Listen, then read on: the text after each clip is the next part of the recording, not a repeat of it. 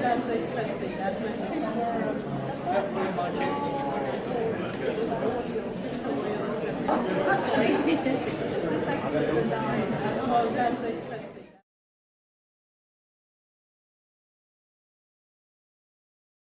So, what if I'm vegan, or if I don't like the fishy aftertaste of fish oil? Good question. In that case, if I was to recommend more product, that product would be Omega Blend 211. Now, if you haven't come across this, you've got a little thing in your recycled cardboard packs, which is roughly purple in colour. Alright, I'm just going on colour, that's all you need to know.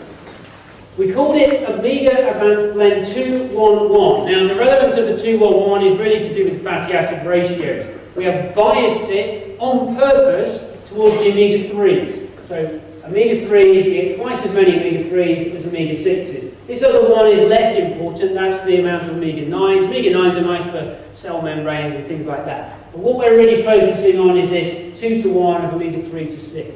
So we're adding some weight onto the omega-3 end of the seesaw, but we're also giving some really good quality 6s.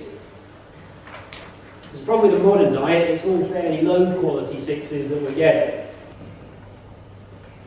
This is what's in it. You've got some lovely organic flax, and all this olive oil, by the way. There's a lovely Cretian olive oil in there. You know that stuff where it's really cloudy? And it's kind of, you just know it's full of antioxidants. It's like, that's the sort of oil. I mean, it comes from this area in Crete. We have a place of designated origin certificate, so it always comes from this area in Crete. We have to kind of reserve our batch, you know, with the farmer and everything. Cool.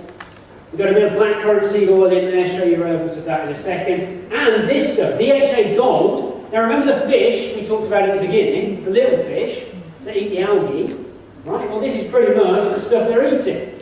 So DHA Gold, this is an algae-derived DHA, a very rich source of DHA, which is vegan. So this is what you get in it, mildly interesting. Let's put that into some context for you. This is your omega-6 family. At the head of the family, you've got linoleic acid. That comes from things like nuts and seeds.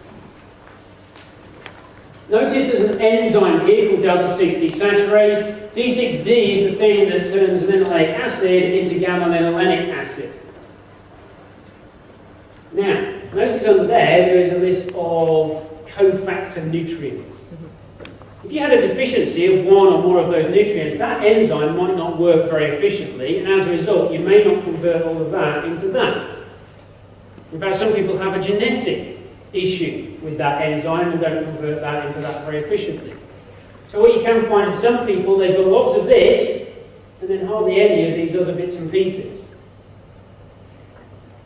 So what we do in that situation is we would recommend something like evening primrose or borage oil, which gives us a direct source of GLA, and then we can crack on and make all of this other stuff. So in the Omega Blend 211, you get some of that, and you get a decent amount of that. All right, so we skip past this enzyme problem, if it is indeed a problem. So that's the omega-6 family. Now the omega-3 family, arguably more important, looking at our potential modern imbalance. So in the Omega Blend 211, of course, you get a decent amount of this. Now, if you're vegan in the past, you've had to rely on products like flax oil. Okay, flax oil gives you a nice amount of alpha-linolenic acid. And then the theory goes you go ahead and convert down into whatever else you need. The problem is, and there's a study out last year that confirmed this conversion can be rather slow, especially down to EPA. Now notice EPA is a jumping off point here for DHA, but more importantly, these series 3 prostaglandins, and these have a very regulating effect on our inflammatory function. You see, we're not looking to inhibit inflammation. What we're looking to do is to have appropriate inflammatory function. If I fall over and gash my leg on a stone or something, I want some inflammation at that point, because that's part of the healing process. But what I don't want is inflammation happening all the time, you know, and causing me joint pain or asthma or whatever it might be. So we're talking about balancing inflammatory function. That's where these things are very important. So what if I'm not converting this very efficiently? Well, in the same way that we can recommend evening primrose oil, and I'm not quite sure why this has all gone a bit funny, but spiridonic acid, this SDA, spiridonic acid, and we get that from blackcurrant seed oil. So blackcurrant seed actually has other things. It has GLA and LA and some other nice things. But it's a really nice source of stearodonic acid. And in the same way that GLA gets us past this enzyme, notice it's the same enzyme, by the way. The SDA gets us past, and then we can go ahead and make EPA. Kind of cool. And because we've got DHA in the product as well, remember the algae, this algae gives us a certain amount of DHA. Now DHA is very important structural fatty acid in the brain, in the retina. It's a very important fatty acid generally, and my diagram is incorrect. You might want to draw an arrow on this end of this arrow, because actually it can go both ways. DHA will retroconvert into EPA as required.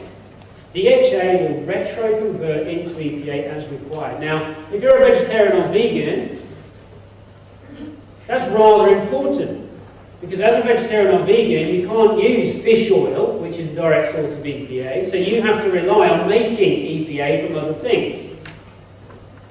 Making it from ALA can be a little inefficient, so if we've got some stearodonic and some DHA in there, we've got two ways of making EPA. There's no EPA in the product, by the way.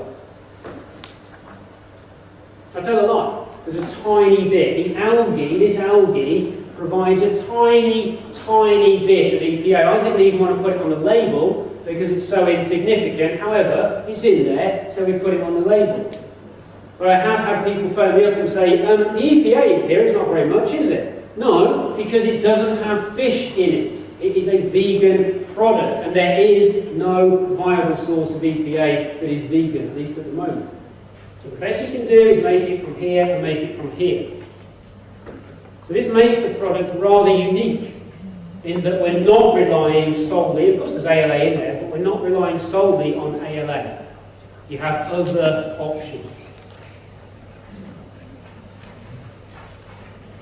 So it's vegan.